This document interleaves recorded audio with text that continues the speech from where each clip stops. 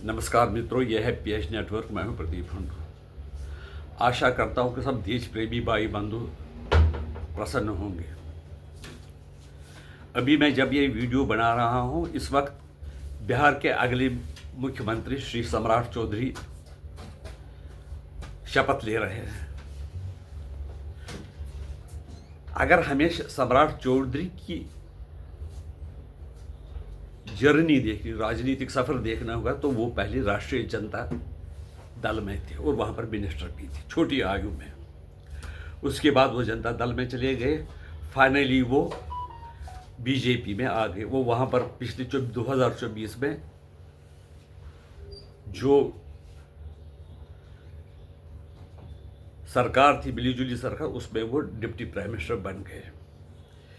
वैसे वो व्यक्ति पहले ही राजनीति के माहौल में पले बड़े हैं। उनके पिता शकुनी चौधरी, जो कि बिहार के बड़े जाने माने राजनेता थे, उनके सुपुत्र हैं।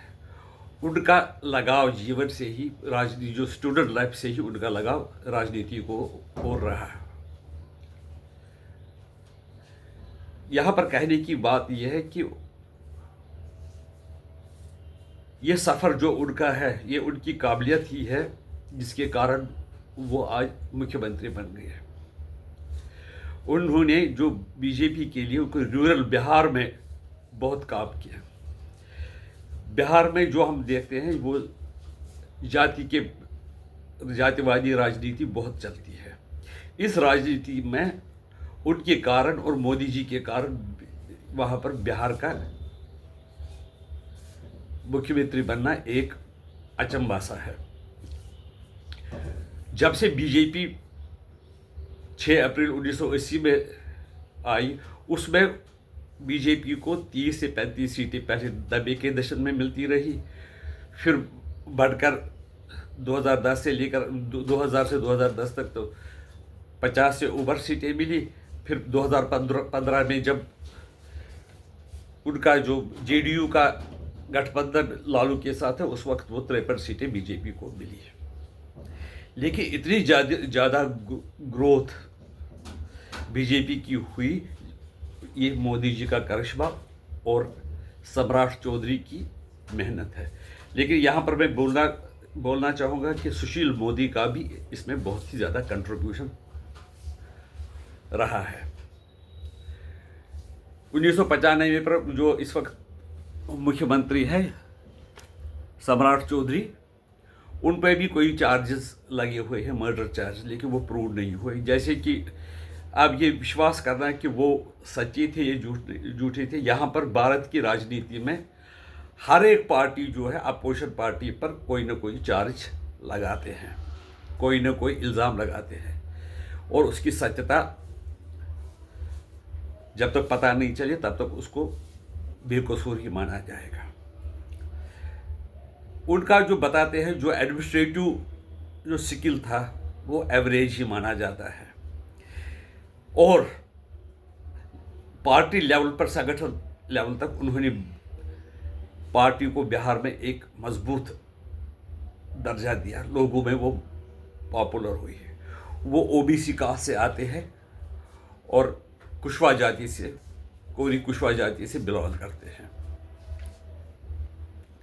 ये बीजेपी के लिए एक उपलब्धि है कि बीजेपी का वहाँ बिहार में मुख्यमंत्री बना। लेकिन हम पैसे पहले बीजेपी सोच भी नहीं सकती थी कि वहाँ पर वहाँ बीजेपी का आदमी मुख्यमंत्री बनेगा। हालांकि मोदी के व्यू में 2014 में बीजेपी को बहुत सी, शायद 40 में से 40 सीटें ही पार्लियामेंट की मिली थी। लेकिन उसके बाद में जो कास्ट कॉम्बिनेशन के हिसाब से वो पावर में नहीं आ सके। उनको नीतीश कुमार का सहारा लेना पड़ा।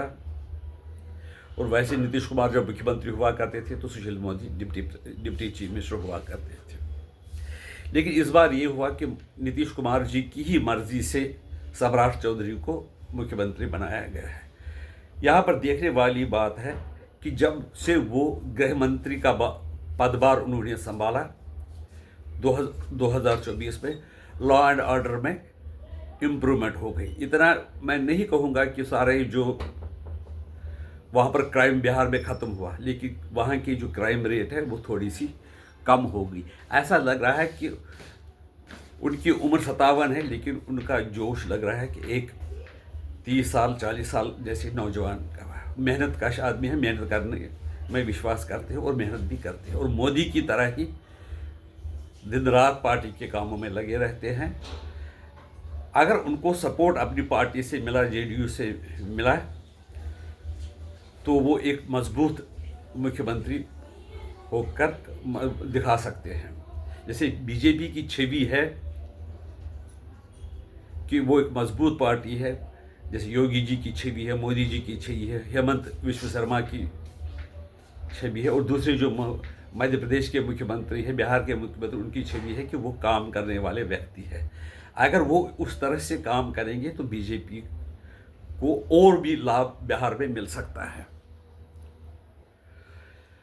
बिहार में जो है बड़े बड़े गरीबी भी है, क्योंकि वहाँ पर ज़्यादा बाढ़ आते हैं, सूखा पड़ता है, और बिहार की ओर ज़्यादा ध्यान नहीं दिया गया है। लेकिन बिहार का जो ब्रेन है बहुत बढ़िया है, बड़े इंटेलिजेंट लोग हैं, बड़े आईएएस ऑफिसर वहाँ से निकले हैं, आईपीएस ऑफिसर निकले हैं।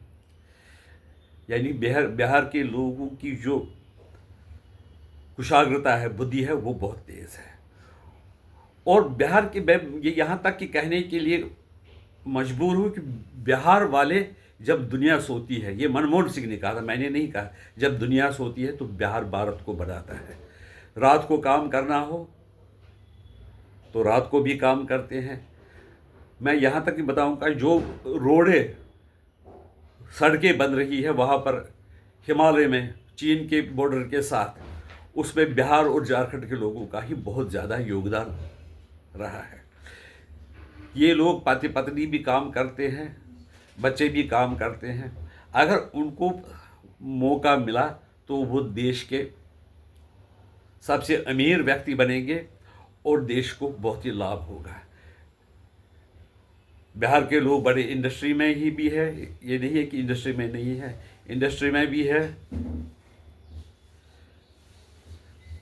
एजुकेशन में है, बाकी जो गवर्नमेंट डिपार्टमेंट्स में भी है। अगर बिहार को कुछ प्रोजेक्ट वगैरह जैसे गुजरात को मिले हैं, जैसे लोग इन्वेस्टमेंट, प्राइवेट इन्वेस्टमेंट करें, तो बिहार पीछे नहीं रहेगा। एक समय ऐसा माना जाता था कि बिहार की जो एडमिनिस्ट्रेशन थी आज़ादी के बाद वो नंबर 1 थी, लेकिन राजनेताओं ने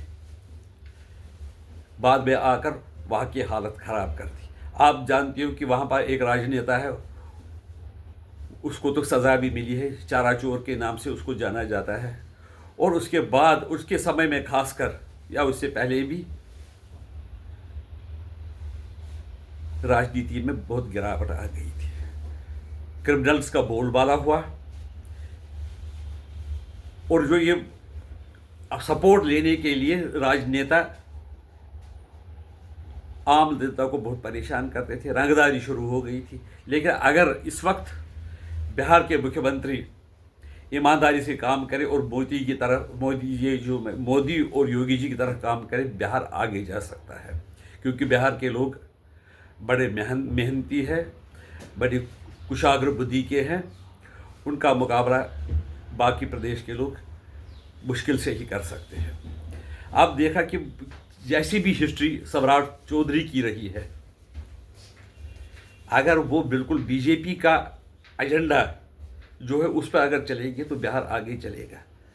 ये देखने वाली बात है कि शपथ ग्रहण समारोह से पहले उन्होंने क्या किया, पहले मंदिर में पूजा की, यानी हिंदुत्व की जो मोदी जी ने प्रथा चलाई कि ईश्वर की कृपा अगर हो तो हम बिहार को आगे ले जा सकते हैं। हमने देखा है कि जो हमारे मोदी जी है वो हर एक शुभ कार्य करने से पहले मंदिर जाते हैं, और उसका ये फ़ायदा हुआ कि वो सफल भी हो रहे हैं।